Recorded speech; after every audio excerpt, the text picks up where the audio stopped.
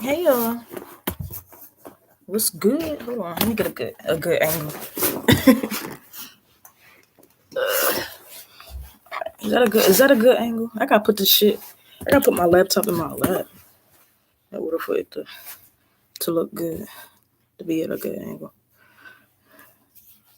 Okay, see. What y'all doing? How y'all doing? Hey, who's this watching?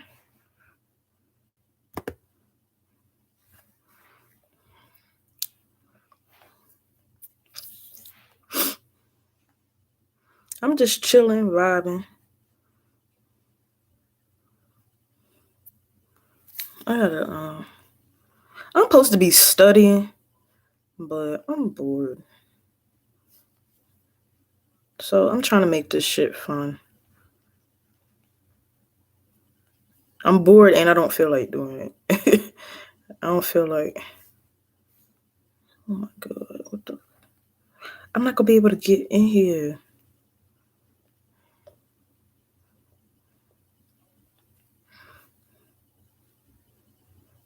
Oh my god.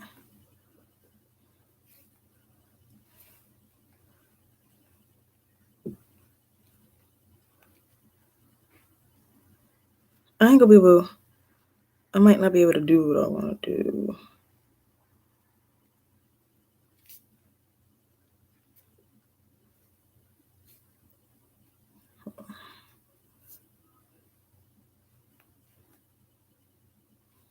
Nope.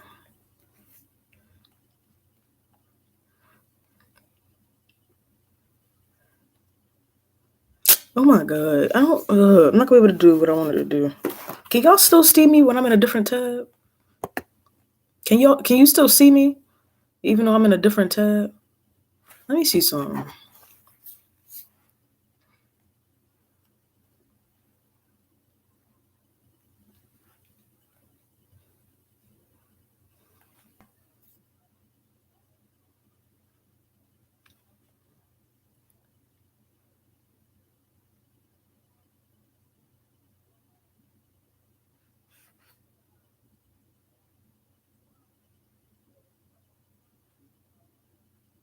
Yeah, I think y'all can still see. You can still see me. Yeah, I think y'all can still see. You can still see me. Yeah, I think y'all can still see. You can still see me. Yeah, you can still see me. It's lagging. Yeah, you can still see me. It's lagging. Yeah, you can still see me. It's lagging. Yeah, you can still see me. It's lagging. Okay, so I wanted to I want to do a live stream of me studying for my exam. I don't know if I'm supposed to do that. If there's like a rule. I don't know if I'm supposed to do that. If I'm not supposed to do that, because you know how like they be having copyright rules and shit when it comes to like books and shit. Like I don't know if I can get in. I don't know if I would get in trouble for reading from this book. Um, but anyway, I don't think I would because the book it don't really have it. I don't know. Anyway, I'm studying for my sociology class, not sociology, Lord, my social psychology class, and I don't feel like reading. I don't feel like reading this book. I got like 3 chapters that I gotta read, and I just don't feel like doing it. But then at the same time, I'm like, I probably should because I got an exam that I gotta complete. So I'm going to spend some time reading to you guys to make it a little fun. And so, yeah.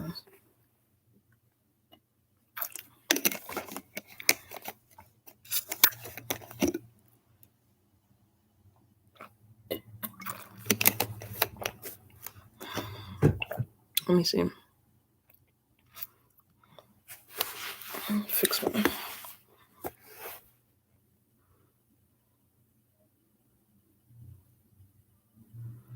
I look so tired. Oh my god. I look terrible. There's one person watching.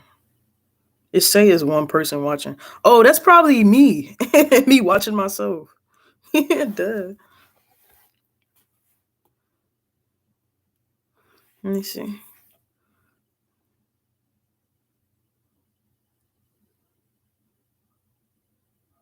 Okay, well, let's get into it. So I'm reading a chapter in my social psychology book. Um, the textbook is entitled Social Psychology. It's just social psychology textbook. Let me see what the title of it is. I'm probably not gonna read all these chapters. I'm probably just gonna go through and summarize the ideas for real, because the chapters aren't bad. It's just I got a lot to read.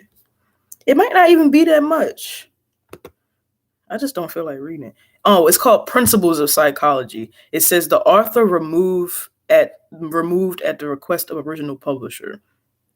So the author is unknown. They left the author unknown. But it says it's from the University of Minnesota Libraries Publishing Edition 2015. So that's a textbook. And we're going to get into the text. Okay. I started the chapter that I'm on now. It's called Working Groups, Performance, and Decision Making. I read the first chapter last night. It's called Understanding Social Groups.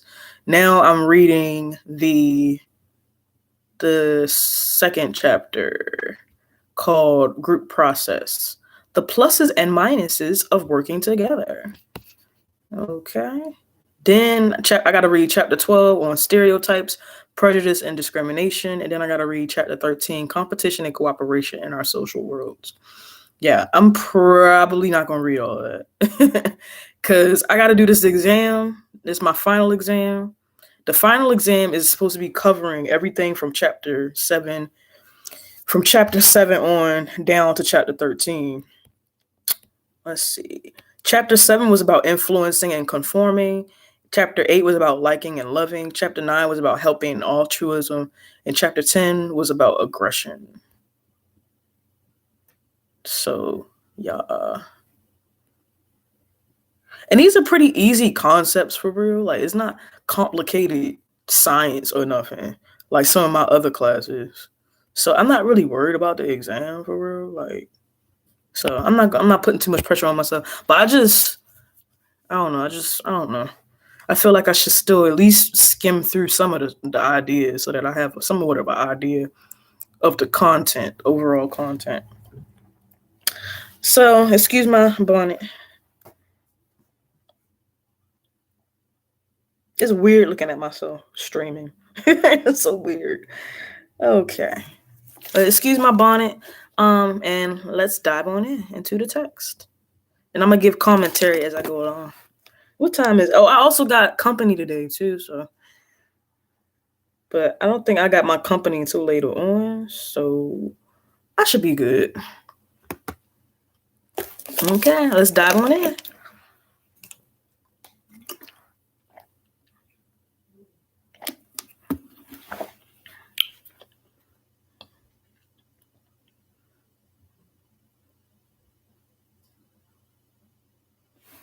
Trying to wait, move it the other way. Okay, there we go. All right. All right, class. The pluses and minuses of working together. Describe the situations under which social facilitation and social inhibition might occur, and review the theories that have been used to explain these processes. Outline the effects of member characteristics, process gains, and process losses on group performance. Summarize how social psychologists classify the different types of tasks that groups are asked to perform. Explain the influence of each of these concepts on group performance. Examples: groupthink, information sharing, brainstorming, and group polarization. When important decisions need to be made, or when texts need to, Lord, I messed that up. Oh, those were the learning objectives that I just read. Okay. When important decisions need to be made, or when tasks need to be performed quickly or effectively. We frequently create groups to accomplish them. Many people believe that groups are effective for making decisions and performing other tasks, and such a belief seems not commonsensical. Okay. After all, because groups have many members, they will also have more resources and thus more ability to efficiently perform tasks and make good decisions. However, we don't do that. Sorry, that wasn't a part of the text. However, although groups sometimes do perform better than individuals, the outcome is not guaranteed. Right. Mhm. Let's consider some of the many variables that can influence group performance. Okay, so before we even get into I feel like a teacher.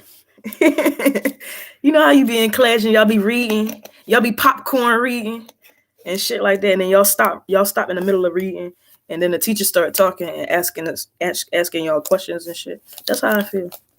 So class, what did you learn from that paragraph? Uh-huh. Tommy? Yes, I learned that yes, Miss Sutton, I learned that groups tend to work and perform better than individual people. Thank you. Thank you, Tommy. That is correct. Absolutely correct. But do they always work well or better than individuals? What do you think, Patricia? um the text said that no, groups don't always function in the way that they should. Absolutely. Good job paying attention, Patricia. Good job. Good observation. Okay, anyway. Hold on.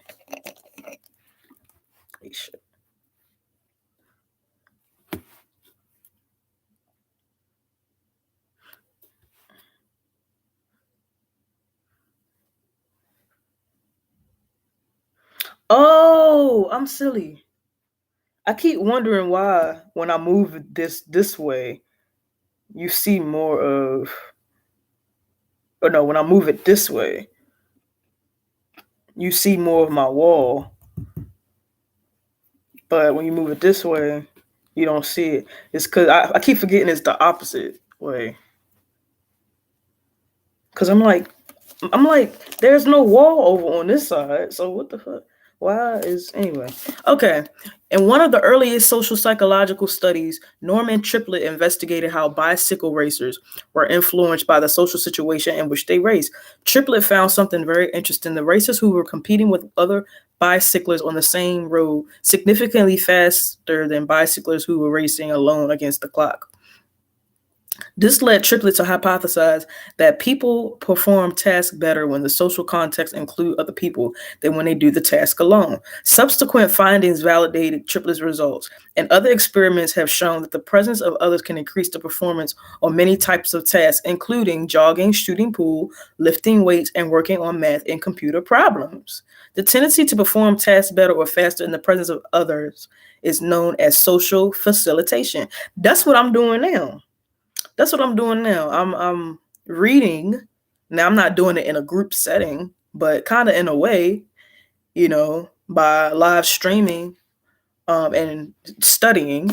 I'm kind of in a different way. I am kind of showing some social facilitation because while, I might not have a group of individuals watching me right now, eventually there will be at different time frames, at different points in time, like there'll be somebody that'll be watching, if that makes sense.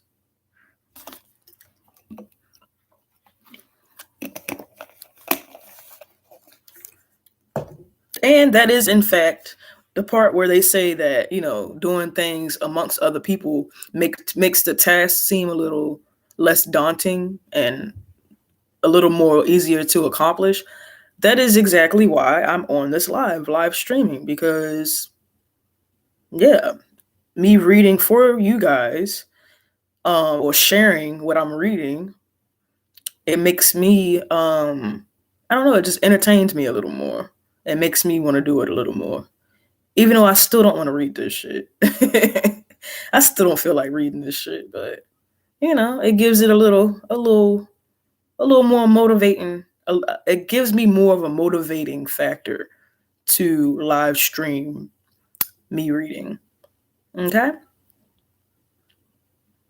And I was just talking about how like in school, like when you used to like popcorn read in class, like yeah, I think that's more of a direct example of group facilitation.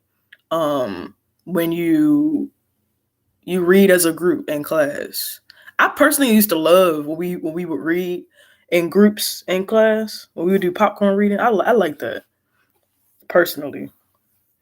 Um, so yeah. Anywho, although people sometimes perform better when they are in groups than they are when they are alone, the situation is not that simple. Perhaps you can remember a time when you found that a task you could perform well. Example, giving a public presentation, playing the piano, and shooting basketball free throws was not performed as well when you tried it or in front of others. Thus, it seems that the conclusion that being with others increases performance cannot be entirely true, and that sometimes the presence of others can worsen our performance. The tendency to perform more poorly or slower in the presence of others is known as social inhibition. I have a perfect example of this, yo. But let me take a sip of water. I have a purple. I have a perfect example of social inhibition. I remember when I was in middle school, I did a spelling bee in middle school. Hold on.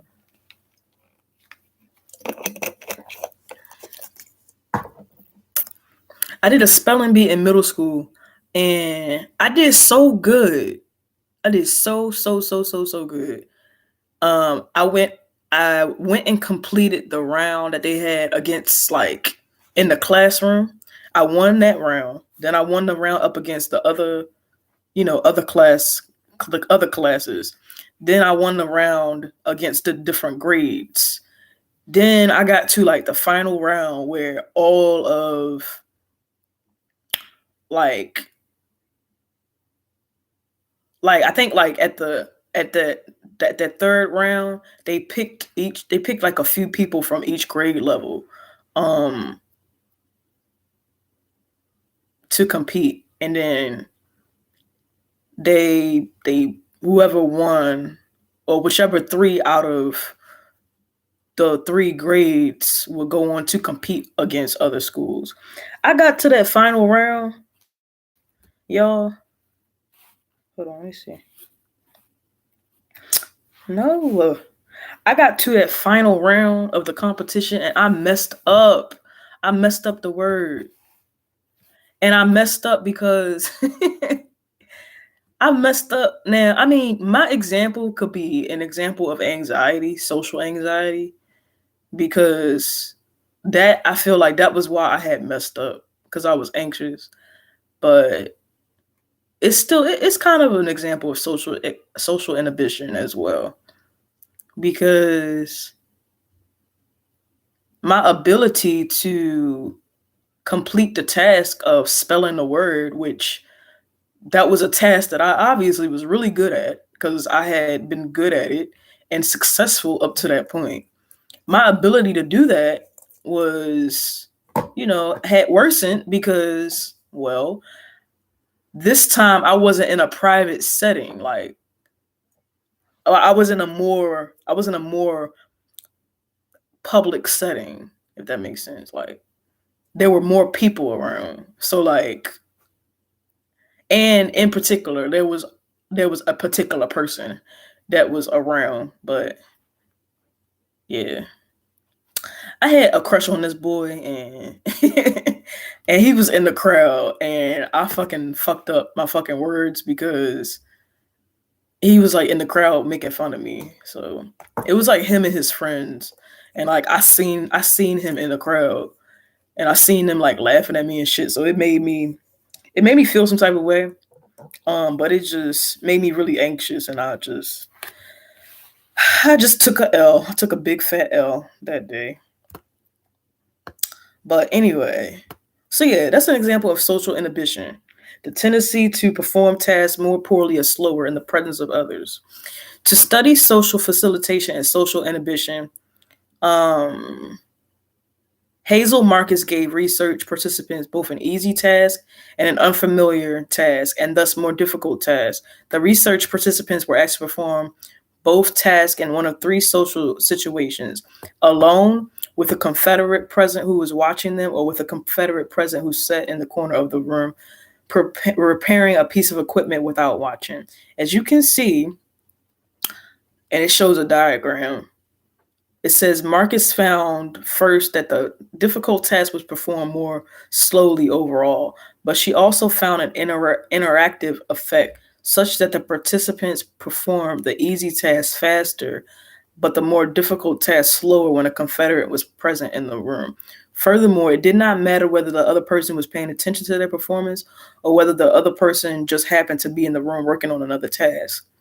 The mere presence of another person nearby influence performance.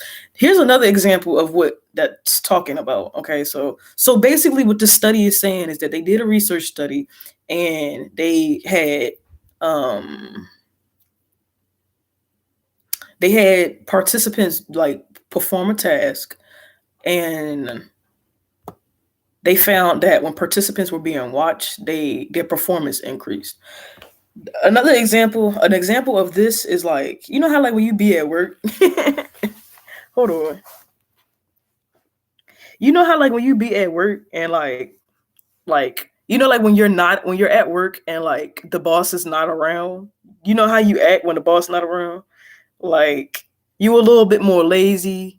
You don't really be following the rules. Motherfuckers be on their phone. Like you just do what the fuck you want to do. You still work, but like you just you don't have somebody on your ass, so you just kind of just go with the flow. But then like when you have your boss or your manager looking over you, or somebody looking over you, or something like that, you more on your toes. You know what I'm saying? That's what this is. That's what this is explaining. That people tend to perform, at a more optimum level when they're being watched. If that makes sense. Another example of that in the workplace is like when like when like your supervisor tells you that there's somebody that's coming in for like an inspection or something like that. So just be aware, and make sure you're doing what you're supposed to do. And then the person that's inspecting the store, they come in, and so like they might not be directly looking at you or like observing you, but they're just the fact that they're there makes you perform differently. It's the same way like in a classroom,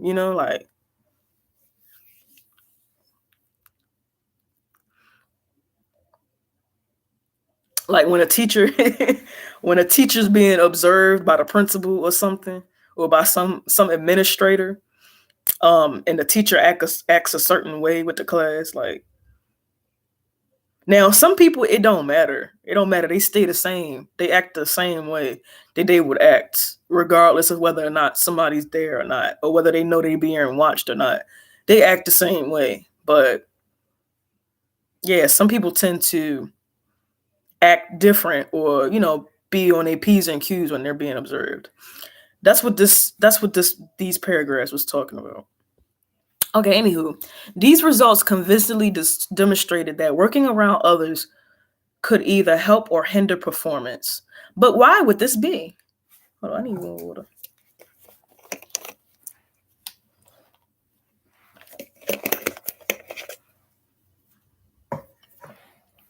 One explanation of the influence of others on task performance was proposed by Robert. I don't know how to say his last name. Something. Okay, something another. I don't know his name. Whoever his name is, he made use of the affective component of arousal in his explanation. He argued that when we are with others, we experience more arousal than we do when we are alone, and that arousal increases the likelihood that we will. Excuse me, I really was just digging up my nose. I am so nasty. Let me wash my hands real quick. Excuse me. Oh Lord.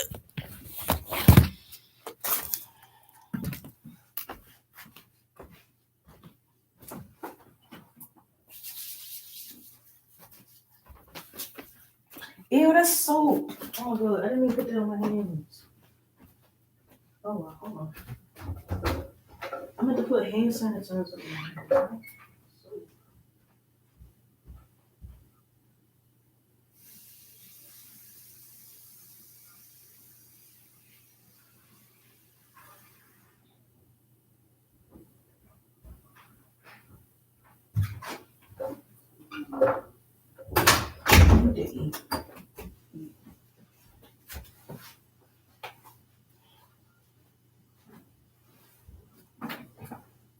I did it again. Oh my god.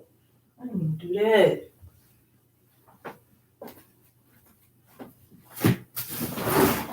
Oops, I did it again. I played the charm. Got lost in the game. Oh, baby. Oops, you think I'm in love, that I'm sent from above. I'm not that innocent. Oh, baby, baby. Okay, so yeah, I be talking to myself. Yo, don't judge me, okay? I know, cause I know y'all heard me. I know y'all heard me talking to myself. Okay. Oh Lord.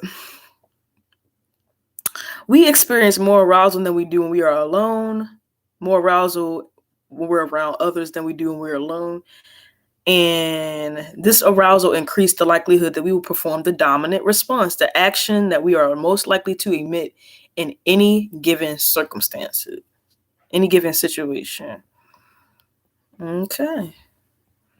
Okay, I'm not going to read all of that because it's just talking about the theory, that theory that I just mentioned. So I'm not reading all that.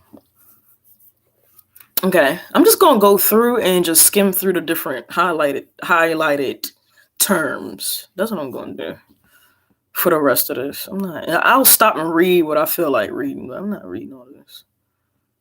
Did you know that your brain does not? Oh, my laptop is. Hold on, I gotta charge my laptop. Your brain really doesn't. Hold on.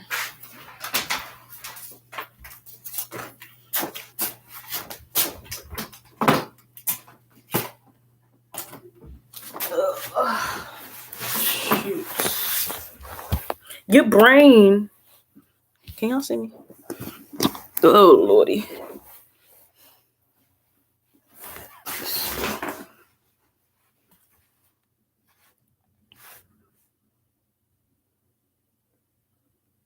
Your brain does not. Your brain don't hold all that information in anyway. Like you can read like chapters and chapters of books or chapters and chapters in a book, and like your brain's only going to remember the most important things or what stood out to it, you know? Especially if you try and cram, like you can't there's really no point in you trying to read all of the information at once. Like your mind only processes a certain percentage of what you read. For real. It's just like how your brain only processes certain input anyway on a regular basis. Like you're not gonna remember every single detail, so there's no point. Okay. So we're just going to go over the important tasks or the important terms that stand out. Okay, it says process gain. Process losses and gains. I'm pretty sure that's self-explanatory. It's probably like going through a process involving a group.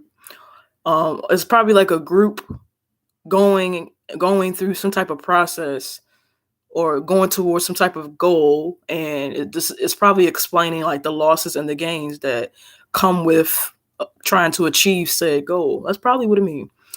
But let's read what the definition says. It says when groups work better than we would expect, given the individuals who form them. We call the outcome a process gain.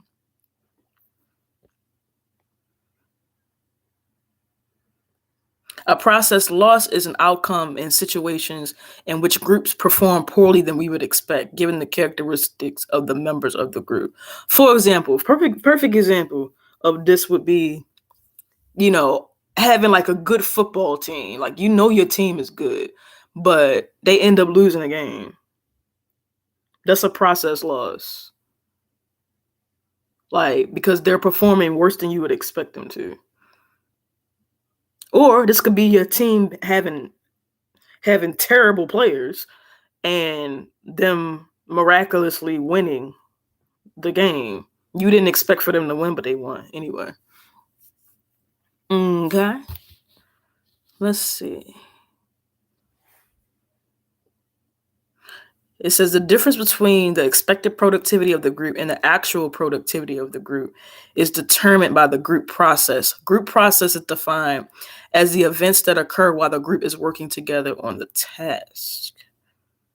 So that is a variable that can determine whether a group experiences a process loss or process gain. The things that happen that are outside of that group's control or within their control, because sometimes things happen that can be prevented, but people make mistakes. So let me see if I can think of an example for that. I can, but I don't feel like it. Okay, so member characteristics are the relevant traits, skills, or abilities of individual group members. Okay, that's pretty self-explanatory. Okay, let's move on. The importance of the social situation, task characteristics. Okay, now let's consider some of the different types of tasks that might be performed by groups and how they might influence performance.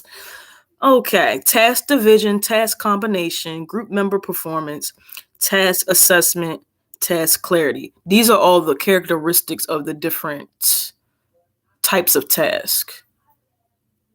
So it says under task division, it says a divisible task is a task.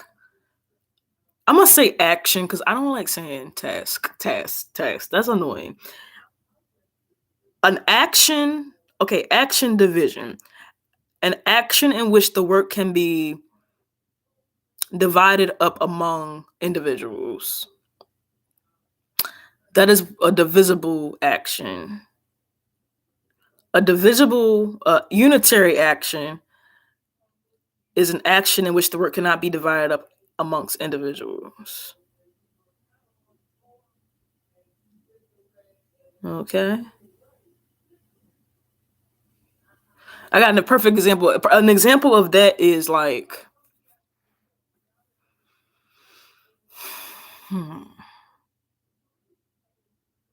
a divisible task is like when you're at a job and you're working, you have different people working at different stations doing different tasks, or completing different actions at each different station. For example, like if you work at a fast food restaurant, I've worked in fast food for years. So you work at a fast food restaurant and you have like a whole bunch of customers, or you don't have a whole bunch of customers. Well, we're going to use the first example. You work at a fast food restaurant. You have a whole bunch of customers. You guys are swamped. You have a bunch of people that's like ordering food. So this is a situation in which tasks can be divided. Okay, you can have somebody on the register taking the orders. You can have somebody making. I used to work at a particular fast food restaurant, so I'm gonna give that example. At this particular fast food restaurant, we have, because every restaurant is different. So, but at this particular restaurant, you have people. You have somebody that's making that's taking the order. Then you have somebody that's making the drinks and getting all the condiments and stuff like that. Then you have somebody that's in the dining room that's checking the tables, making sure that everybody's eating or everybody, is satisfied with their meal and making sure that they, all they needs are taken care of, as far as like, napkins, cups, cup refills, etc. And then they're also making sure that the kitchen is, clean, and the tables are clean and stuff like that. They're greeting the guests when the guests come in, you know. Then you got the people that's in the drive-through, taking the orders in the drive-through. Then you got the people that's bagging up the orders for people in the drive-through and the people on front line. Then you got the people that's in the kitchen that's making the food. Then you got the people that's walking around cleaning the entire store. Like, if there's something that needs to be swept or mopped, or there's some type of maintenance issue, they're taking care of the maintenance issue. Then you got the people that's working on hospitality and catering and marketing. Then you got the manager, the boss that's taking care of, new hires, or that's taking care of making sure that all of the employees are doing their job, managing the employees, talking to the guests. Sometimes the manager might even get involved with taking care of the orders, the flow of the the order taking, and stuff like that. What else? You get the point. I can go on and on. But yeah, working in fast food is an example of where, the tasks are divided against the people that work there. And even if it's not busy like that, like I just described, working in fast food, there's always a task that for somebody to do. Like there's always something to do. So anyway, that's an example of a task that's divisible, or multiple task that can be divisible. A task in which the work cannot be divided up amongst individuals. I guess I would say, like, in a scenario, in order, the example that I just used, like taking orders. Like, you don't need two people to take one order. You don't need two people to take one order. I mean, I guess it would kind of be a divisible task still, because you can have two people taking that one order, but you don't need that. Okay, let's move on. Task combination. A task additive. An additive is a task in which the inputs of each group member are added together to create the group performance. Compensatory, I did not say that right, or averaging is a task in which the group input is combined such that the performance of the individuals is averaged.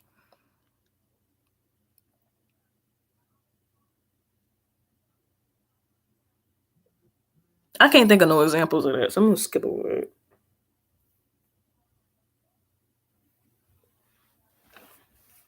All that you got, skin to skin, oh my God, don't you stop, boy. Something about you makes me feel like a dangerous woman. Something about you. Okay, that's a perfect example. Music. Okay, like when you have like you have like a group, a band, like everybody in the band contributes to the output of how that performance is going to go, like, or everybody contributes to how the song will sound. That's an example of an additive task, an additive action.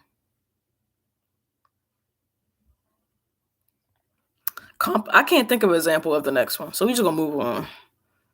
Okay, group member performance, disjunctive and conjunctive.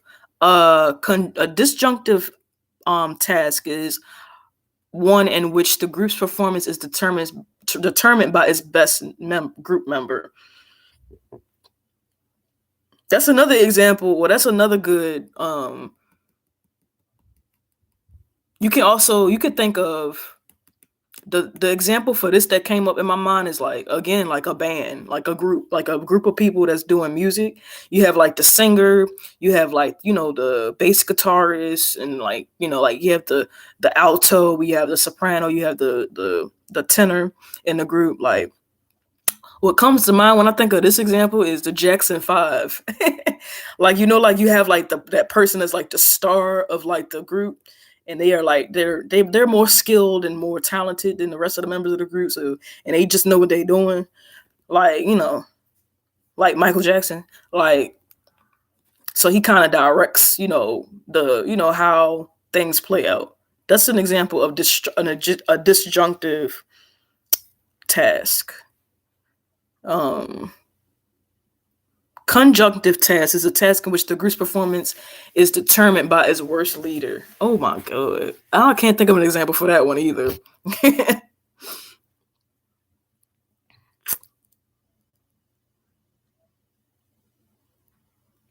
Okay. Task assessment, maximizing and intellective. I didn't know intellective was a word. I know intellect is a word, but intellective, I didn't know that. Okay. Maximizing is a task that involves performance that is measured by how rapidly the group works or how much of a product they are able to make. So again, that goes back to the fast food restaurant example. I remember when I worked at a particular fast food restaurant, we used to have a goal of we had to get a certain amount of cars through the drive-through. That's an example of maximizing. And we had to do it at a certain time, certain rate, and have a certain number. Another example is I used to work at a call center, and it was kind of like the same idea. You had to have a certain number of. I used to work at a debt collection agency. You had to obtain a certain amount of clients during a day. Like, if you didn't produce a certain amount of clients or like get a certain amount of people to pay off their accounts in a day, like, you weren't being productive. That type of thing. The next example of task assessment is intellective. This is a test that involves the ability of the group to make a decision or judgment. Okay. And I think that's self-explanatory. Task clarity is a task in which there's clearly a correct answer to the problem that is being posed. A task in which there's no clearly correct answer to the problem that is being posed. For example, working at a fast food restaurant, somebody comes in and they got mold on their bread, on their sandwich that you made. Like the bread is moldy, or the cheese is moldy or something, or they ask for like Kobe Jack cheese, but the sandwich has American cheese on it. Like, so they come to you and they ask for they either ask for a refund or they just ask for the cheese to be replaced, or like to get the correct cheese, like, in some way. The obvious solution to the problem is to just give them the new cheese, or the cheese that they asked for.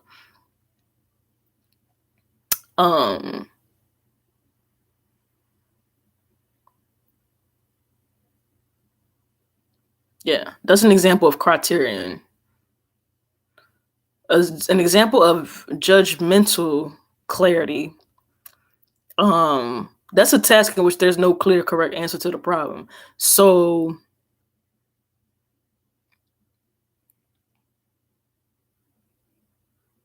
I'm trying to think of an example.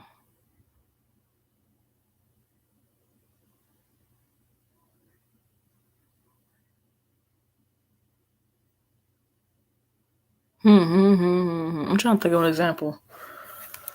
An example of that.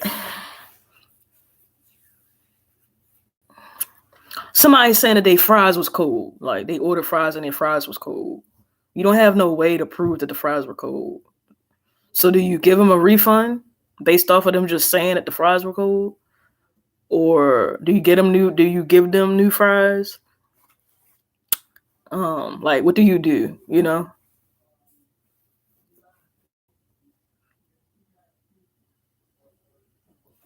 Okay, so yeah. Those are examples of those. Process losses due to difficulties in coordination and motivation. That's self-explanatory. Okay. Process loss due to group conformity pressures. Groupthink. Groupthink occurs when a group that is made up of members who may actually be very competent and thus quite capable of making excellent decisions, nevertheless ends up making a poor one as a result of a flawed group process and strong conformity pressures. Perfect example of this. This is a group of, let me see, a group of individuals that are very emotionally intelligent bullying somebody in the group. That's an example of groupthink.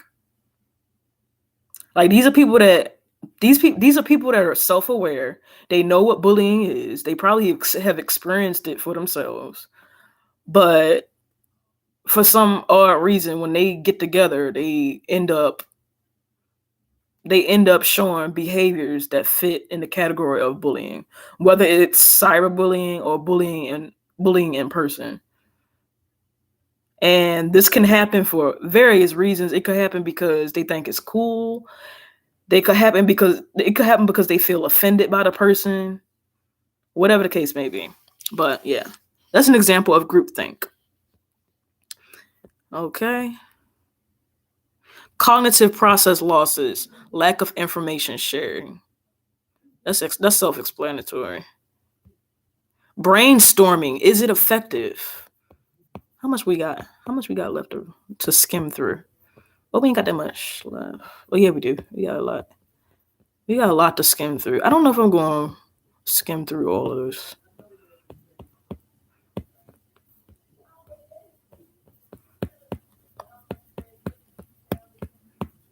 I want to just get to the exam for real.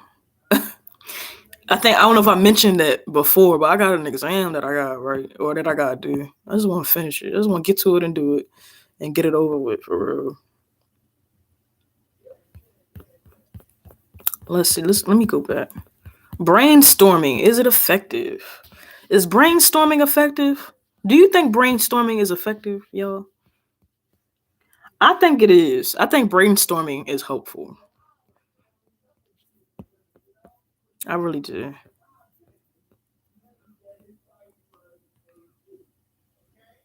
What's that word? What's that word when you like, it's not procrastinating, but it's like you just do shit on the fly? What is that word? It's a theater word, I think. What is that word? It's not a theater word, but it's something that people do when they acting or they're like public speaking. What is the word? Acting on impulse. Improv. There we go. That's the word. I was about to look it up, but I remember. Okay, yeah. Like most of the time, I improv shit. Like when I get on my lives or I do videos, I don't think or like I don't premeditate about anything that I do for the most part. I just get on here and just do it. So, but sometimes brainstorming is very effective because it gives you like a guide, it gives you like bullet points and like a sense of consistency and flow to go by, But anyway, okay, so one technique that is frequently used to produce creative decisions in group work settings is known as brainstorming. This technique was first developed by Osborne in 1953 in an attempt to increase the effectiveness of group sessions at his advertising agency. Osborne had the idea that people might be able to effectively use their brains to storm a problem by sharing ideas with each other in a group. Osborne felt the creative solutions would be increased when the group members generated a lot of ideas and when judgments about the quality of those ideas were initially deferred and only later evaluated.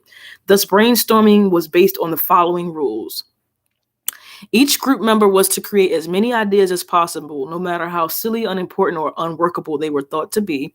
As many ideas as possible were to be generated by the group.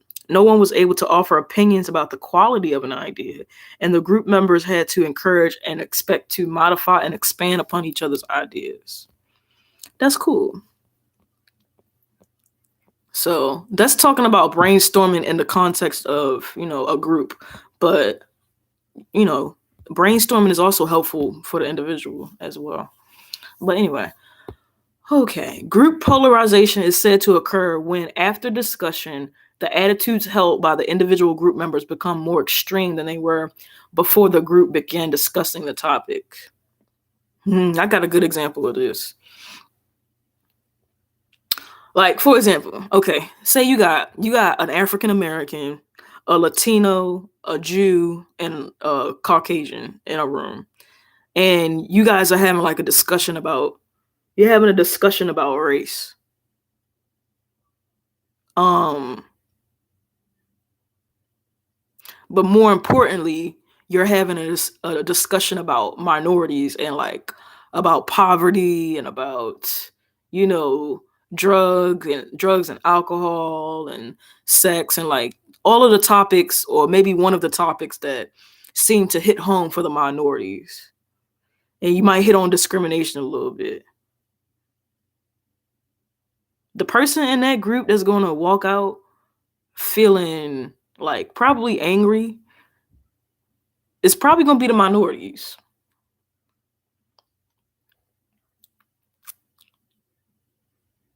But that might not be the case though. You know. But anyway. Or another example, like if you're having a discussion about like gender roles and the topic a topic is brought up, the topic of abortion is brought up. The people that's in that group, the women that's in that group are probably going to walk away feeling a little more or on edge than men will, because that's not a topic that it's not a topic that may directly affect a man, you know. So yeah, that's a group. That's those are examples of group polarization.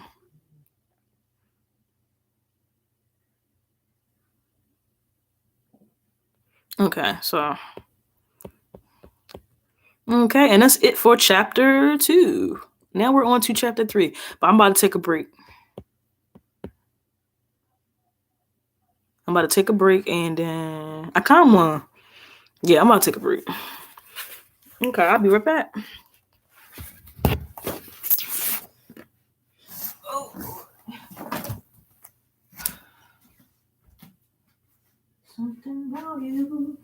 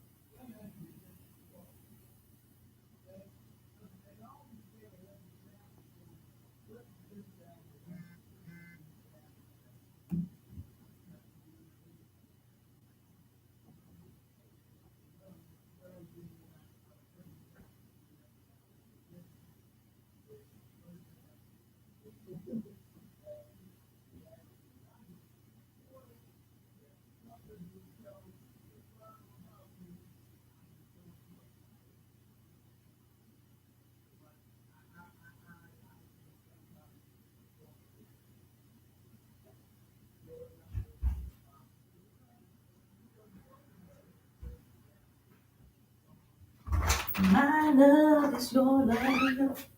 It would take eternity to break us. Bittersweet melodies. That is all I'm taking with me. So goodbye, please. Don't cry.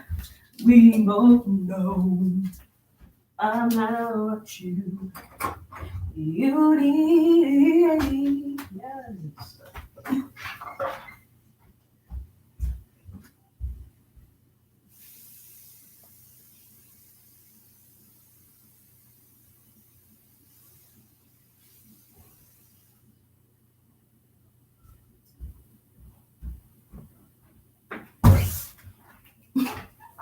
You probably meant it.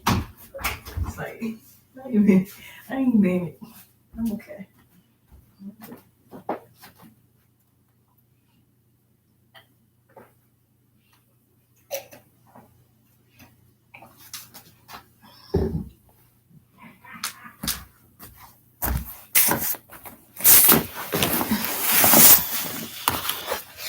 Oh, okay. Hi. I'm back, you guys. Oh, where my water at? Oh, what? Oh, Lord. I don't feel like getting up again. Hold on. What I do with it? Oh, water. Your love is my love. My love is your love. It'll take eternity to break us. Okay. I don't know why I got the fan on in my room. I'm cold. I don't feel like getting back up. I just got up twice. I don't feel like getting up again.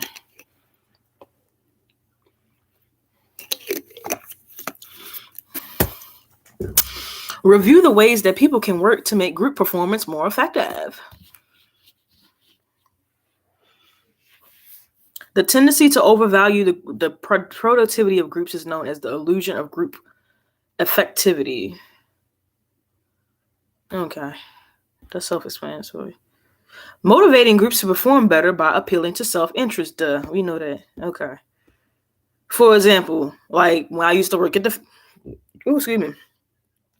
For example, when I used to work at the fast food restaurant, and we had to reach a goal for the drive-through. You know, we were incentivized. Is that a word? We were encouraged to be motivated to complete the task because if we reached that certain number, everybody on a team that participated that day would receive a free meal or some type of raise or something. Okay. Or some type of recognition. So, and that was at the interest of themselves. That was something that made them interested in participating. That's what they mean by self-interest. Okay. Cognitive approaches, improving communication and information sharing. Okay, so just, sharing more knowledge, being more open-minded to receiving knowledge and exchange of information. Setting appropriate goals, setting goals that can be achieved and that makes sense. That's easy, okay. Group member diversity causing benefits. That's basically talking about, different races, different social classes, and things like that. Genders and things that may become an issue for individuals in a group. Self-explanatory. A lot of this stuff just makes sense. It's just common sense. But yeah. Okay. And then basically the last two chapters are just summarizing everything that I just read. Okay, so that's it for chapter 11. Okay. Let's see how long this chapter is. Chapter 12. Introduction, and then social categorization and stereotyping.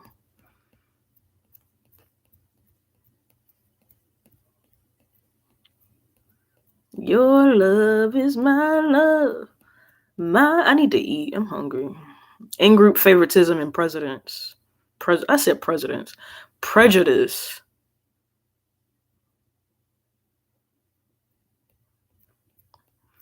This is pretty much self-explanatory too. Like, a lot of this stuff that I'm reading in these chapters, or a lot of this stuff from this book and this social psychology class, is like things that I've already like learned or gained knowledge of through experience, or I learned about it previously. So it's just like a refresher, pretty much, with some new ideas and things that I didn't know sprinkled here and there, pretty much.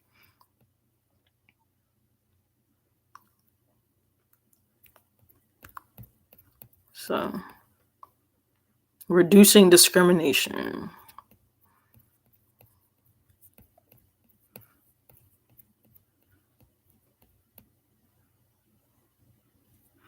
Thinking about a social psychologist about stereotyping, prejudice, and discrimination. I think I'm just gonna read the summary for that one because we all know about that. Competition and cooperation in our social world. This is like repeating itself, this chapter, because I feel like we talked about this earlier in the book or earlier in this class. Conflict, cooperation, morality, fairness. Self-explanatory. This shit is self-explanatory.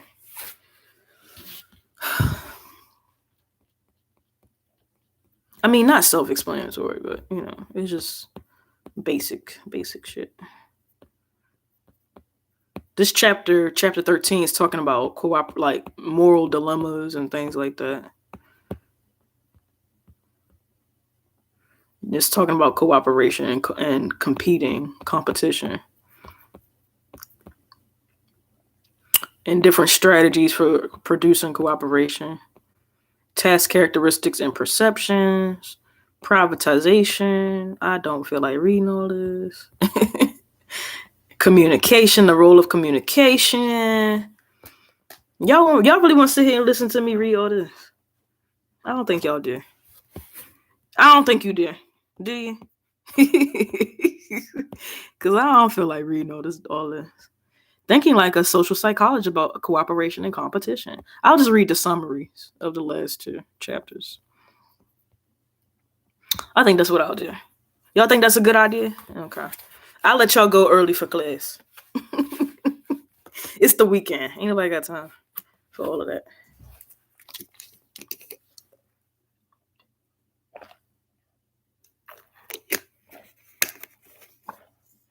I wish I could peep at the exam, but I can't. Take a look at it and see what it look like. Anyway, we're going to take a little break. And we're going to go off topic. So today, I ordered some groceries today. I ordered groceries. And I'm happy that my groceries came. Let me see.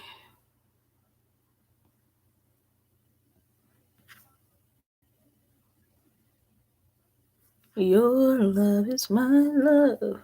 My love is your love. It would take an eternity to break us. Stars wouldn't hold us. Your love is my love. My love is your love. It will take an eternity to break I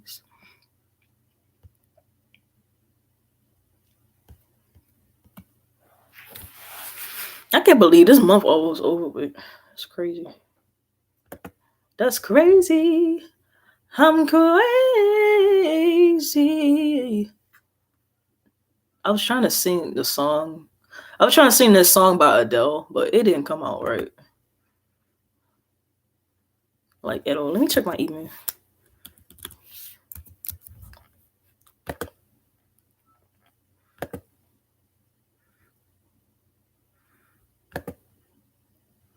I think I'm just gonna knock this exam out so I can go back to sleep. Because I'm sleepy and I got company later on.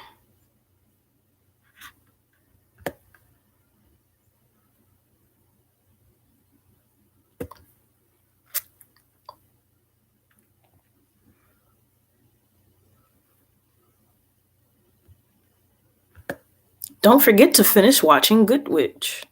I'm gonna finish it. I'm gonna get to it. That's my show on Netflix. Good Witch. I love that show. Thank you for applying for the position at da da da da da. Unfortunately, da da da da da has moved on to the fuck you. Has moved to the next step in their hiring process, and your application was not selected at this time. Fuck y'all. Fuck you.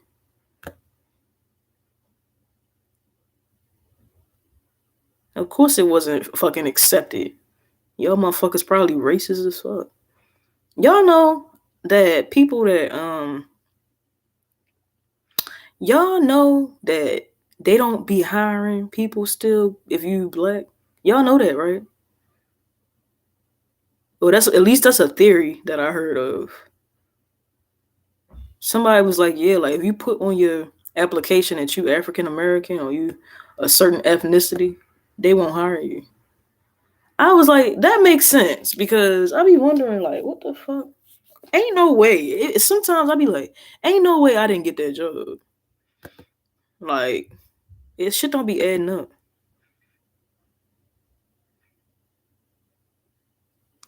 Shit don't be adding up. And I be feeling like I hate to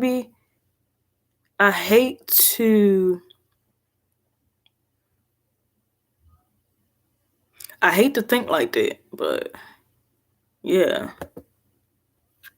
They still be discriminating against us people.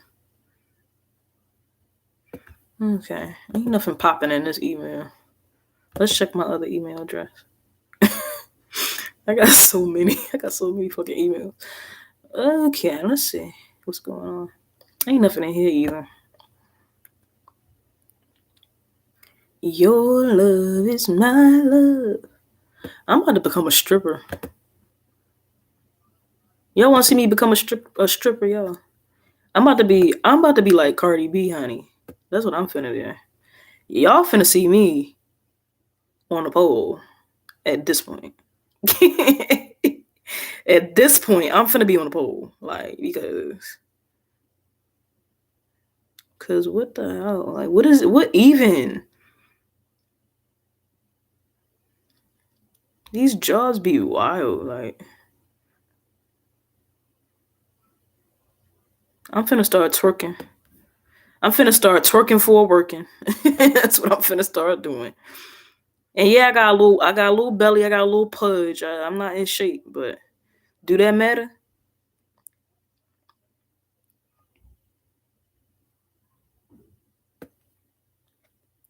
Do that matter though? Are there? Do you have to be skinny to be a stripper?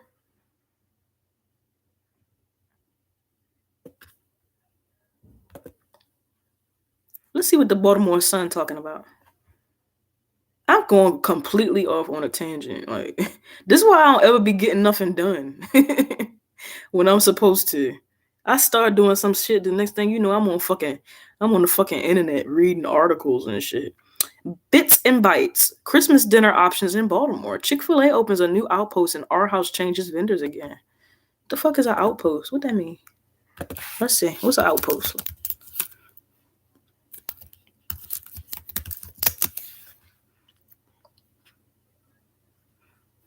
Outpost definition. I guess it's another store. I guess that's what that means.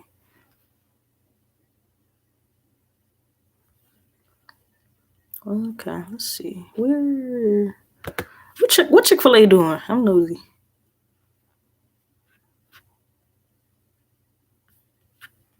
I don't subscribe or log in. I'm not trying to subscribe. Oh Lord, I can't read the article because it's reserved for subscribers. Fuck y'all. Fuck you, Baltimore Sun. Site. Let me stop. Please don't watch this and report me. Lord have mercy. They're gonna take my video down. I wasn't supposed to be. Am I supposed to be mentioning their name? Or I didn't mean that, yo. I was playing. I wanted to see what Chick-fil-A doing. New Chick-fil-A outpost. Chick-fil-A outpost.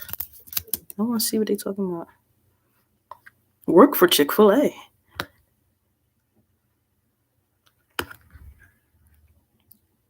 Christmas dinner options in Baltimore. Chick-fil-A opens. New Chick-fil-A opens on. Oh, that's in Pennsylvania.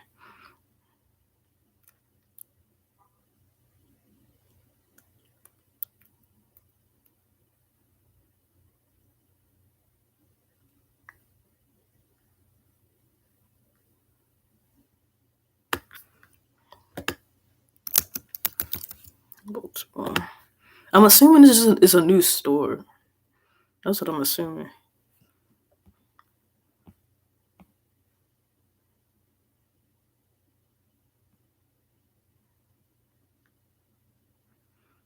Chick-fil-A opening again in Baltimore County.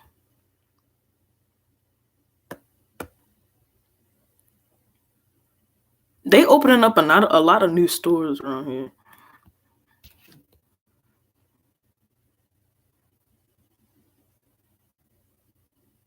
Oh, the Security Square Mall. I applied.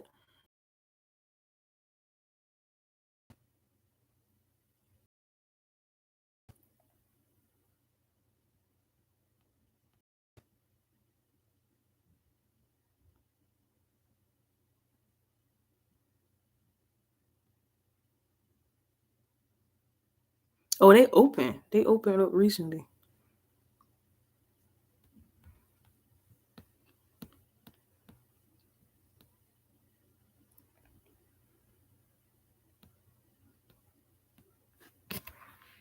So yeah, they got new Chick-fil-A.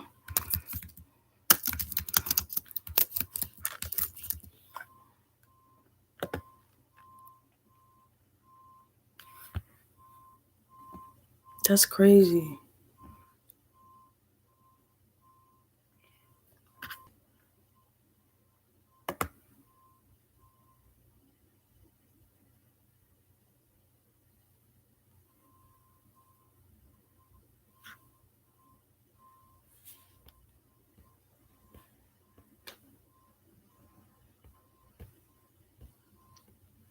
Let me read the reviews. They ain't already got reviews. I'm being nosy.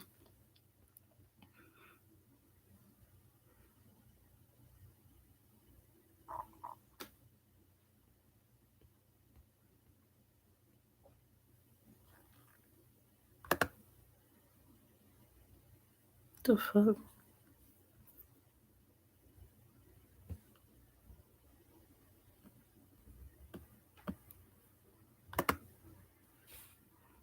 Yeah, they even opened up already got reviews. Let me see what the owner look like. Oh, they website not even up. Yeah. They need to fix their website.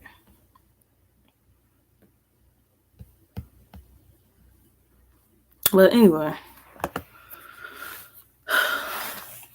Your love is my love. All right, let's go back to the text. Yeah, I'm just gonna read the summaries of the last 2 chapters and call it a day. Thanks for vibing with me, you guys. Let's see. Hold on. Where's my cellular phone?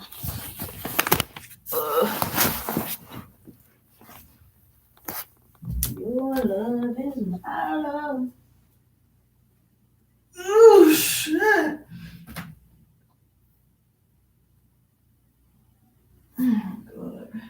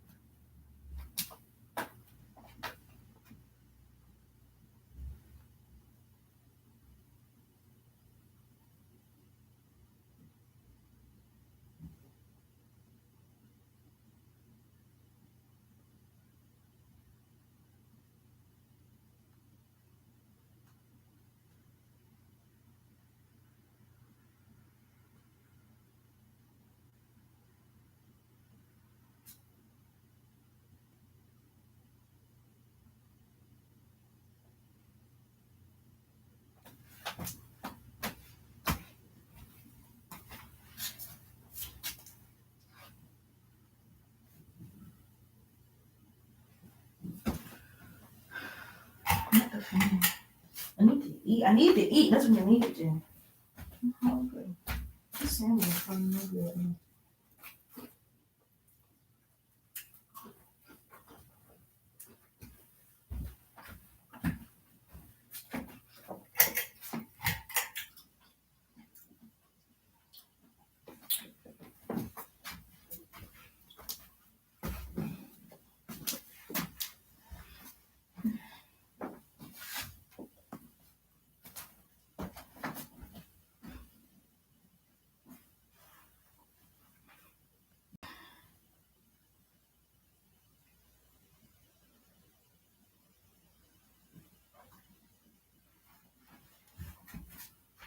Guys, I need to stop drinking. I'm gonna hide this.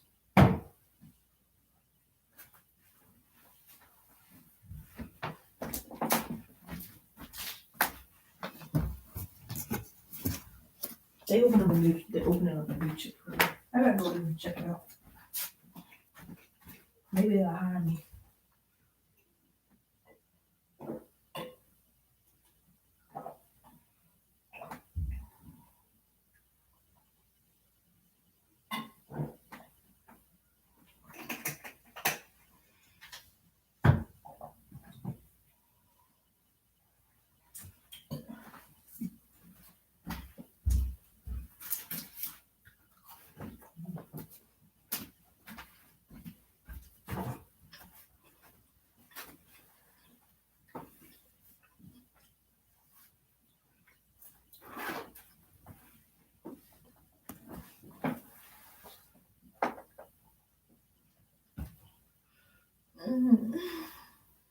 I'm sleepy. I'm about to pass out. I'm tired.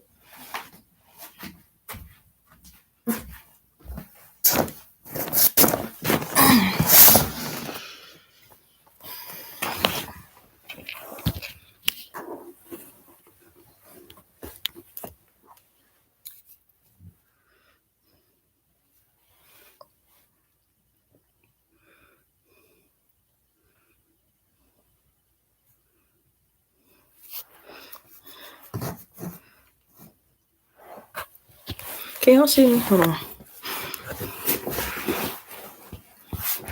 I had to turn that light off. I don't like a whole lot of light. It should be sensitive. I be sensitive to light for real.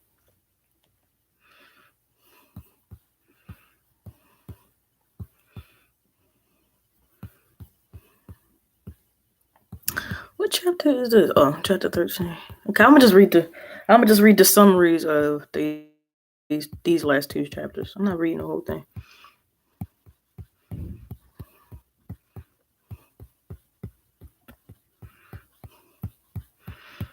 Oh, Lord, have mercy, Father.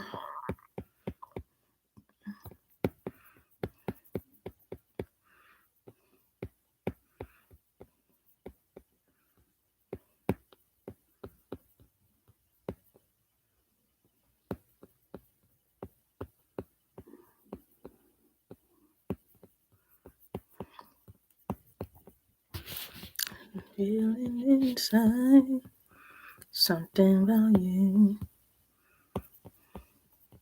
Okay. Shoot, these probably the longest. This chapter 12 on stereotypes, prejudice, and discrimination.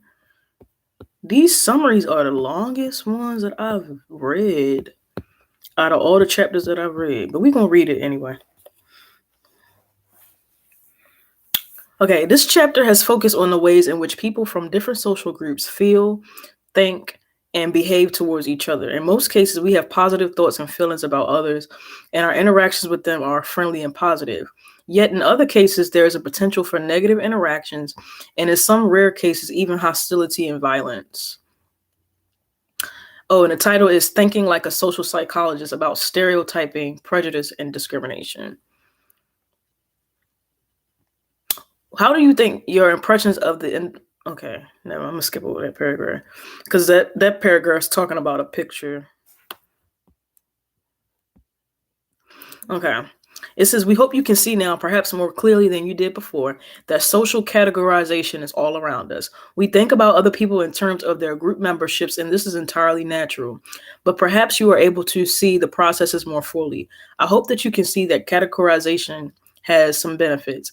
It allows us to think about ourselves as members of value groups, for instance, but it also has some potential negative outcomes, including overgeneralized stereotyping and in-group favoritism. I hope that you are now more aware of how easily we categorize others, how quickly we learn stereotypes, and how fast in-group favoritism develops, and that you can better see the impact these processes have on our judgments of others. You will now be able to see that prejudice, discrimination, and stereotypes reflect respectfully the ABCs of affect, behavior, and cognition.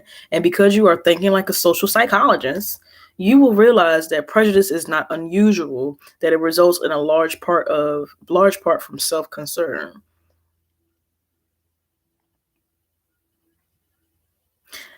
That may be true, but that may be true, but I don't feel like that is a good reason or a good I don't know how I feel about that. Like I understand that they're saying that prejudice comes from self-concern. I get it, but it's like still. Still. Okay, but anyway, we like our own groups because we feel good about them and we see them as similar, but we can improve our attitudes out towards out groups by focusing on other concern, by being more inclusive and including more different people in our in groups. Perhaps the best thing we can do is recategorize such that we see all people as human beings. We are all the same in group and we should treat everyone the way we would like them to treat us, with respect, right? Respectfully, right? Right. He said he don't get off till 6. Oh, bless your heart, baby. Bless your heart. I'm gonna respond to him in a minute. Okay. Anyway. I hope your new knowledge can help you in your relations with others. Is it possible that you have in-group favoritism and you are not aware of it? Or perhaps you hold stereotypes about other groups that you would like to avoid holding. You can see, I think, how to better avoid being prejudiced yourself. And you are now perhaps more aware of the importance of social norms. We must work to prevent these norms from allowing prejudice. To stop prejudice, you must be willing to interact with people from other groups. You must confront prejudice when you see it occurring. These behaviors may be difficult, but in the end, they will help you be a better citizen. Okay? And then in chapter summary. That was, chapter summary. The social groups that are part of a given nation or society become essential parts of the culture itself. We easily develop beliefs about the characteristics of the group and the members of those groups, as well as prejudice. Our stereotypes and our our stereotype and our prejudices are problematic because they may create discrimination, unjustified negative behaviors towards members of out groups based on their group membership. Discrimination. Where was we at? Discrimination is a social and health problem. Because it is so pervasive. It takes so many forms and has a negative effect on so many people. That's interesting that they mention it's a health problem because it is. That is very true. Stereotyping and prejudice begins from social categorization, the natural cognitive process by which we place individuals into social groups. Social categorization is in many cases quite helpful and useful. In some cases, we might categorize others because doing so provides us with information about the characteristics of people who belong to certain social groups or categories. We may categorize others because we may not have time to do anything more thorough. A problem is that social categorization distorts our perceptions of others, such that we tend to exaggerate the differences between social groups while at the same time perceiving members of groups, particularly outgroups, as more similar to each other than they actually are. One particular strong outcome of social categorization is outgroup homogeneity, the tendency to view members of outgroups as more similar to each other than we see members of in-groups. Okay. Once we begin to categorize other people and we start to see the members of those groups as more similar to each other than they actually are, it becomes very easy to apply our stereotypes to the members of the groups without having to consider whether the characteristic is actually true of the particular individual, or if men think that women are all alike, then they may act towards all women in the same way, and doing so is unfair. Anybody watching this? Let me see. Who on here watching? Hey, who is this watching? Hot photos of myself. This how it is helpful review.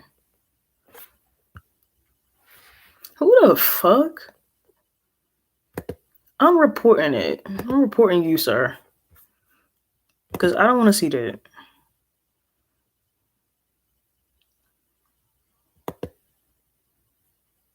Like, what?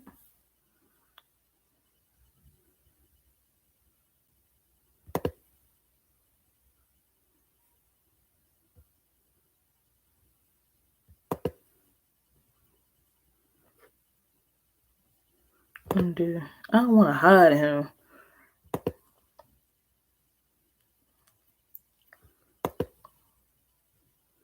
Like, what the fuck? Who is watching? Who is on here watching? Hello? Or is this me watching myself? I don't think this is me watching myself, because when it was only one. It only said it was one person watching. So who else is watching? You nosy, not responding motherfucker. Anyway, where was I at?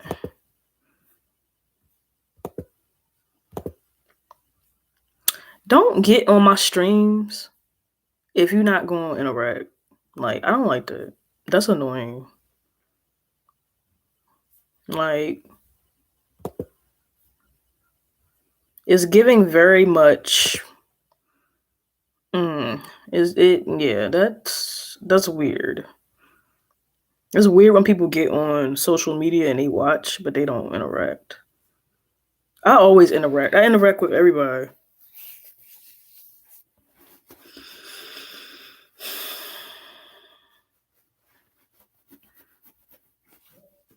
Anyway.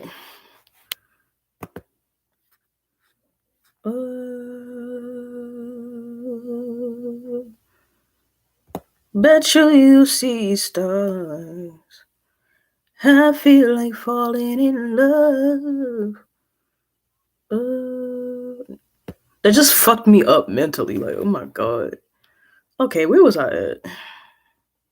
We was talking about. We was on the chapter summary. Okay, our stereotypes and prejudices are learned through cognitive and affective processes. Once they become established, stereotypes, like any other cognitive representation, tend to preserve. They are difficult to change. In the end, stereotypes become self-fulfilling prophecies, such that our expectations about the group members make the stereotypes come true, and our stereotypes also influence our performance on important tasks through stereotype threat. In-group favoritism occurs on the basis of even arbitrary and unimportant groupings and is found for many different types of social groups, in many different settings, on many different dimensions, and in many different cultures. The most important determinant of in-group favoritism is simple self-enhancement. We want to feel good about ourselves, and being a member of a group that has positive characteristics provides social identity, the positive self-esteem that we must get from our group memberships. In cases when our groups do not provide positive social identity, we must try to restore a positive self-worth. Let's see. If we cannot leave the group, we may try to perceive the group as positively as possible, perhaps by focusing on dimensions in which the group does not compare so favorably. Okay.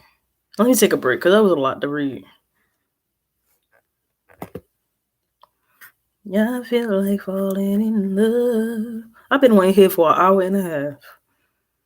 And if it took me that long to read through this, I know it would have took me a long time to actually read all of that. Like, yeah, no. I'm not doing that. Yeah, I'm not fucking doing that shit. Fuck that.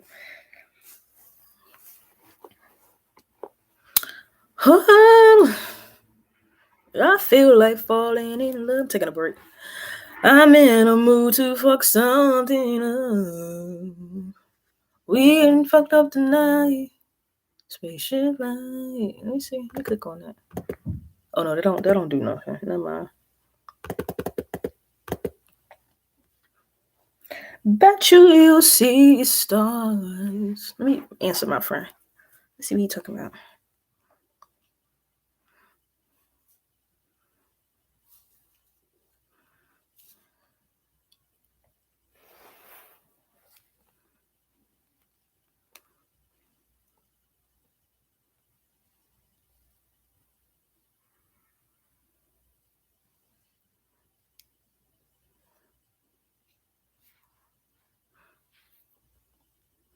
We getting fucked up tonight.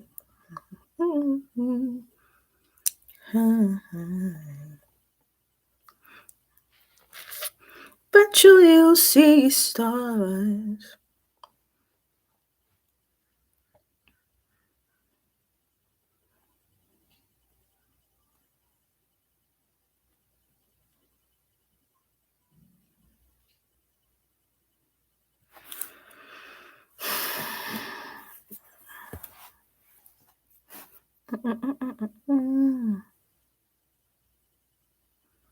Like, what the fuck? Like, some of the shit I be seeing online, I'll just be like, you really just got up underneath my live and posted. It probably was just spam, but still, like,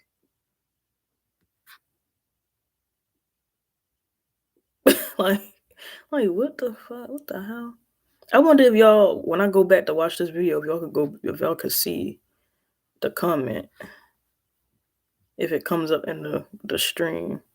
It probably do. You know how like when you live stream and people comment on your stuff, you can see their comments as you watch the video. Anywho. Okay. All right, let's continue. Although it is assumed that most people gain at least some positive social identity through their group memberships, people differ in the extent to which they use their group memberships to create social identity. Personality dimensions related to prejudice include authoritarianism and social dominance orientation. Excuse me. And there is also at least some evidence that stereotyping varies across cultures. That's true. Because social categorization is a basic human process that provides some benefits for us. Stereotypes and prejudices are easy to develop but difficult to change. That's true too. But stereotypes and prejudices are not inevitable. Yeah, they are preventable. That is true. We choose not to prevent them. We choose to feed into them rather than prevent them. Not in all cases, but anyway. The positive effects of education on reducing prejudice are probably due in part to the new social norms that people experience in school, which people who do not go to school do not learn. You don't learn new social norms just from school. But okay. True changes in beliefs will only occur if they are supported by changes in social norms. And because social norms are so important, the behavior of individuals can create or reduce it. Prejudice will become more likely to continue if people allow it to by not responding to it or confronting it when it occurs.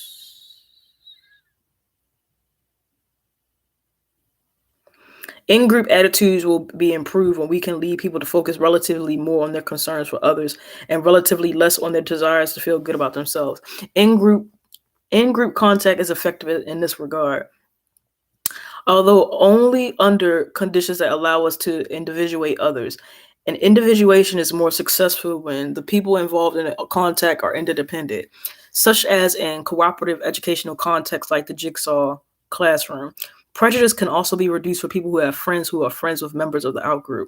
The extended contact hypothesis. In the Robbers Cave experiment, as well as in many other studies, it has been found that subordinate goals that help us see others as part of the same category as we provide a common in-group identity and are successful at improving inter-group attitudes. You can now see how important social categorization is, but also that it has many potential negative outcomes. You are now more aware how easily we categorize others, how quickly we learn stereotypes, and how fast in-group favoritism develops. And you can better see the impact that these processes have on our judgments of others. You can use that new knowledge to help you avoid being prejudiced yourself and to help others from being prejudiced too. Doing so will be difficult, but in the end, it will be useful. Let me see something real quick. See something. Okay. I feel like falling in love.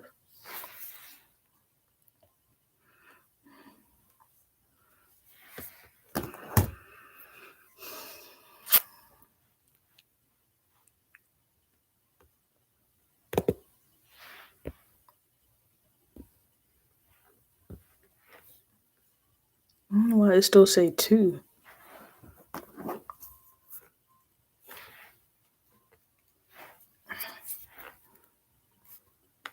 This say 1.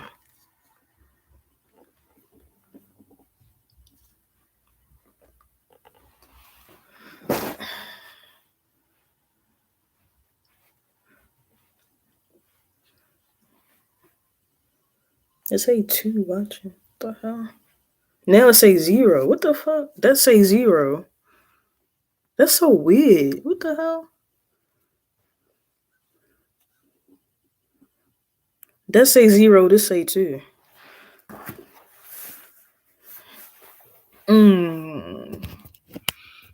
That's weird. Anyway, okay.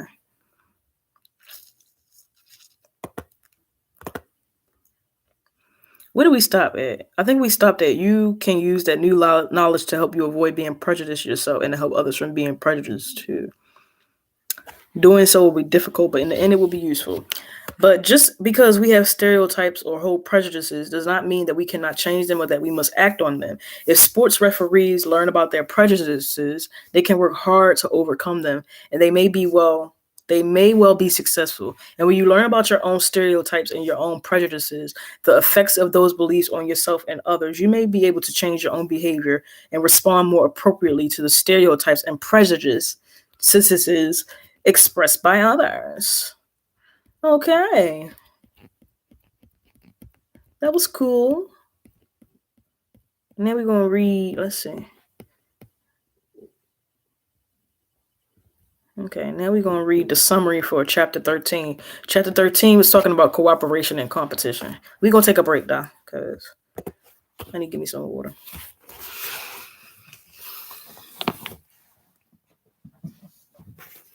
Oh, and I need to go to the bathroom again. Oh, my God.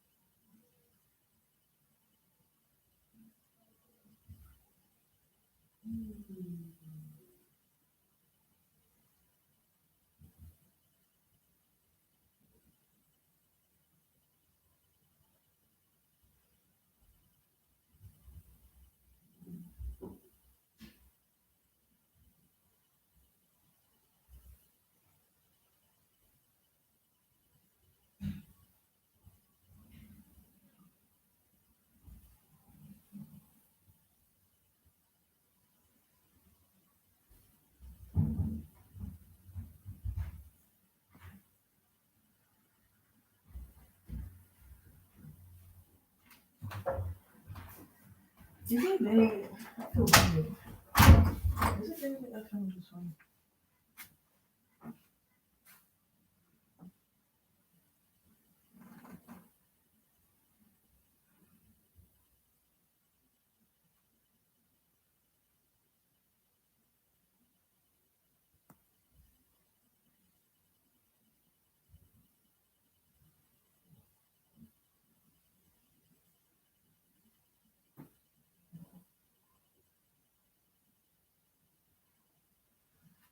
I found it funny. I don't know what.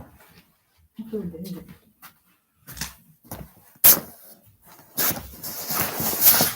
Hey, motherfuckers, I'm back. Daily horoscope and tarot. Rest. Yes, that's what I need. Some rest. I want to take me a nap after this.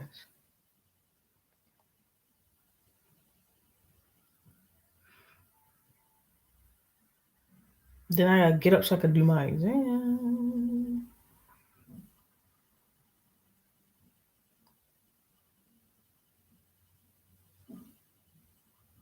Let's see. Let's see what TikTok doing.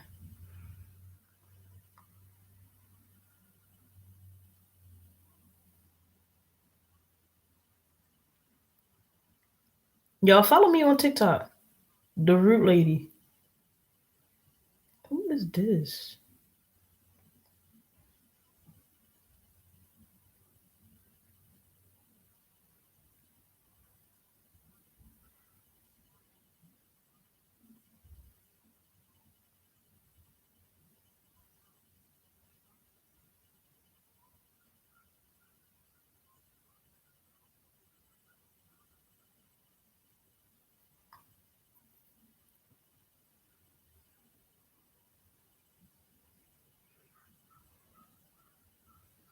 My TikTok is the same name as my my YouTube.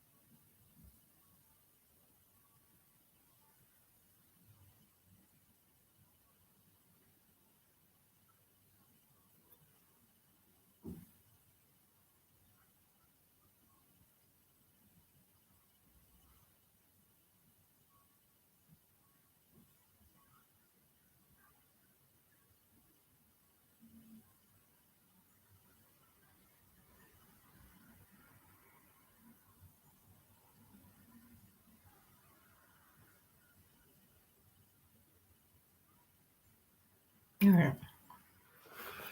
All right, let me finish reading this. I'm in the mood to fuck something up.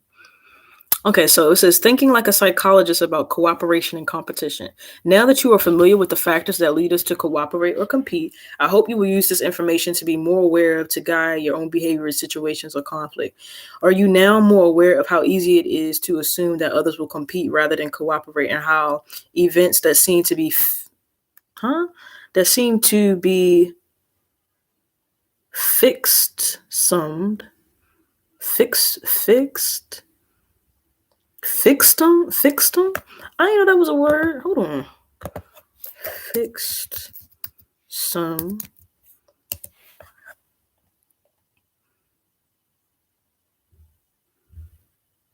Oh, fixed sum. Let me see. Hold on. How events that seem to be fixed sum. What does that mean? Fixed sum means a facility under a credit agreement where the borrower isn't able to receive credit.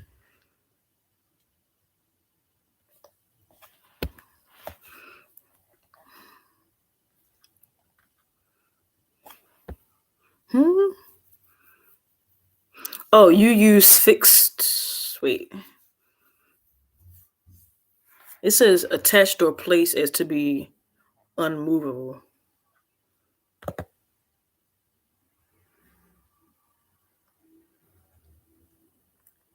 Oh, okay, that makes sense.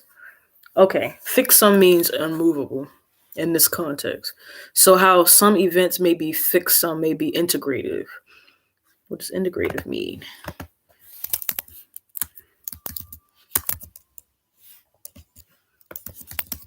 Now, I know what integrative means. I'm just trying to refresh my memory. Serving or intending to unify. Okay.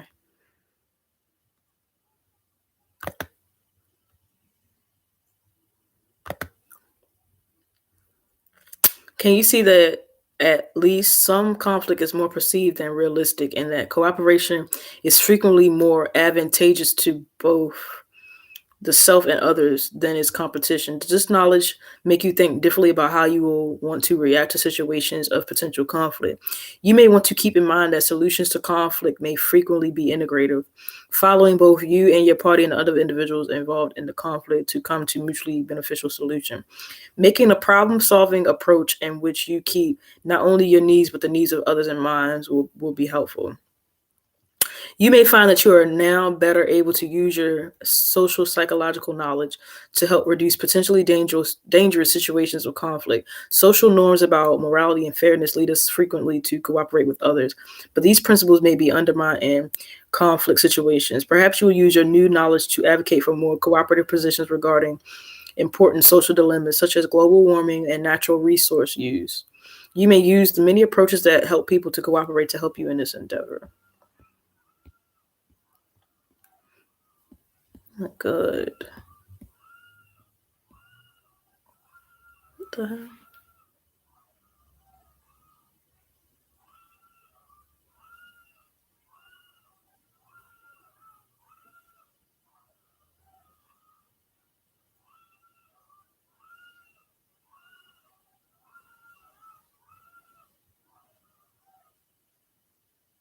What the fuck?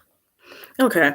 This chapter has examined how goals of self concern and other concern relate to our tendencies to cooperate or compete with each other, and how these individual goals can help us understand the behavior of large groups of people, such as nations, societies, and nations, societies, and cultures. More generally, we can say that when individuals or groups interact, they can take either cooperative or competitive positions. Competition frequently leads to conflict, in which the parties involved engage in violence and hostility. Although competition is normal and would always be a part of human existence, cooperation is also built into the human repertoire. One type of situation in which the goals of the individual conflict with the goals of the group is known as social dilemma. Social dilemmas have an important impact on a variety of important social problems because this dilemma creates a type of trap in which even though the individual or group may want to be cooperative, the situation leads to competitive behaviors. Although social dilemmas can create the potential for conflict and even hostility, which outcomes are not inevitable. The solutions to social dilemmas are more favorable when the outcomes are integrated rather than fixed sum. Conflict is sometimes realistic in the sense that the goals of the interacting parties really are incompatible. However, although many situations do create real conflict, conflicts are often more perceived than realistic because they are based on perceptions of the intentions of others or the nature of potential rewards. As humans, our desires to cooperate are guided in part by a set of social norms about morality. The set of social norms that describe the principles and ideas as well as the duties and obligations that we view as appropriate and that we use to judge actions of others and to guide our own behaviors. Two types of morality are conventional morality and harm-based morality. As an essential part of morality involves determining what is right or fair in social interactions, we determine what is or is not fair by relying on another set of social norms called social fairness norms, which are beliefs about how people should be treated fairly. One type of social fairness, known as distributive fairness, refers to our judgments about whether or not we are receiving a fair share of the available rewards. Procedural fairness refers to beliefs about the fairness or unfairness of the procedures used to distribute available rewards among group members. Individuals who have low status may nevertheless accept existing status hierarchy, deciding that they deserve what little they have, a phenomenon known as false consciousness. Individuals with low status who do not accept the procedural fairness of the system may gain status, for instance, by leaving the low status group to which they currently belong. Or they may use social creativity strategies that allow them to perceive their group as better than other groups, or at least on some dimensions. They may resort to attempts at collective action to change the social status hierarchy by improving the status of their own group relative to others. The behavior of individuals in conflict situations has frequently been studied using laboratory games in which conflict is simulated. In the prisoner's dilemma game, the rewards to be gained for making a cooperative or competitive choice are displayed and a payoff matrix. The matrix is arranged such that competition is most beneficial for each individual. Yet, if the players choose the cooperative choice, each of them will gain. Other types of laboratory games include resource dilemma games and the trucking game. There are individual differences in cooperation and competition, such that those who are more self oriented are more likely to compete, whereas those who are other oriented are more likely to cooperate. The dual concern model suggests that individuals will relate to social dilemmas or other forms of conflict in different ways, depending on their underlying personal orientations. Although women do compete less than men in some situations, they compete just as much as men do in other situations. And there are also cultural differences in cooperation. One factor that determines whether individuals cooperate or compete is the nature of the situation itself. If we can make the negative consequences of competition and the positive consequences of cooperation more salient, we will be likely to create more positive behaviors. Decisions about whether to cooperate or compete are also influenced by expectations about the likely behavior of others. Smaller groups are more cooperative than larger ones and also make better use of resources than they have available to them. Communication has a number of benefits, each of which improves the likelihood of cooperation. In some cases, conflict can become so extreme that the groups feel they need to work on reaching a compromise. Several methods are used in these cases, including negotiation, meditation, and arbitration. What is the arbitration? Hold on. Arby's. We have the meat site. Arbitration. Arbitration. Let's see what they mean. The use of an arbitrator to settle the dispute. What is an arbitrator? Arbitrator. The independent person or body officially appointed to settle a dispute. Oh, so this is basically settling a dispute, basically. Learning about the nature of cooperation and competition may help you think more creatively about how to respond to conflict in your everyday life. Make sure you're aware of the benefits of cooperating and lead you actively to promote cooperative behaviors in your community. Okay. All right. The end.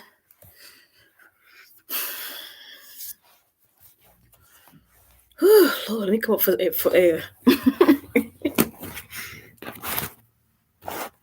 Let me come up for air, Lord.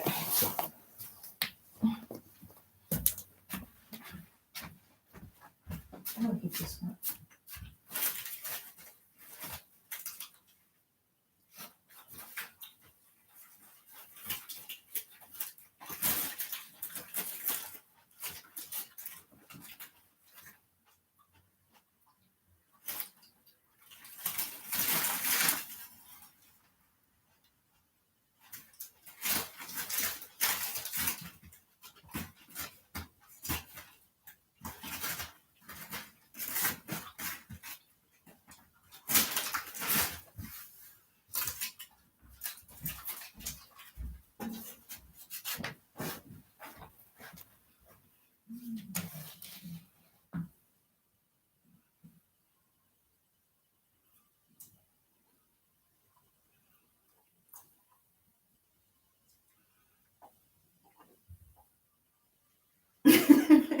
Aww, poor baby. I wish I could give you a hug.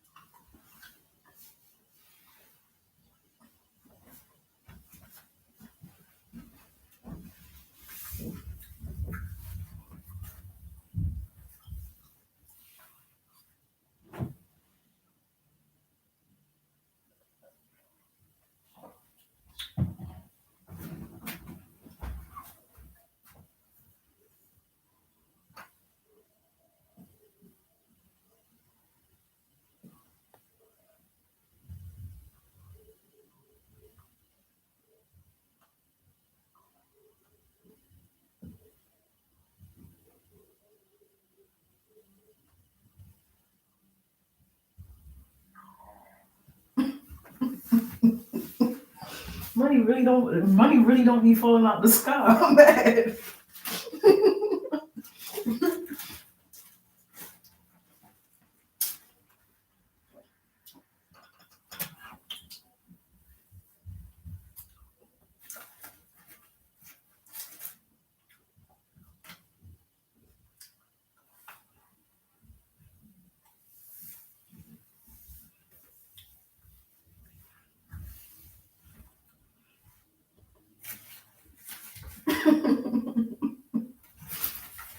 That's like no bullshit.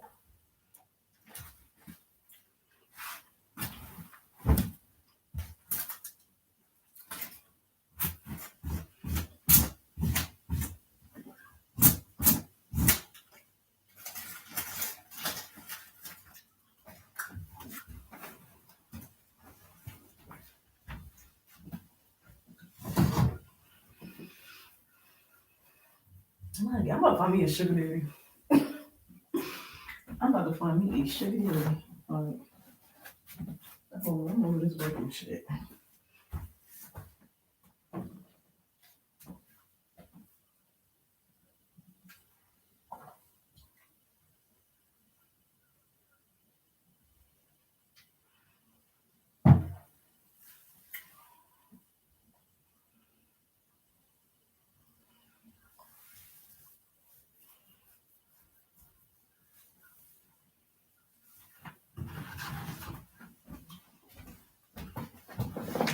Holy shit.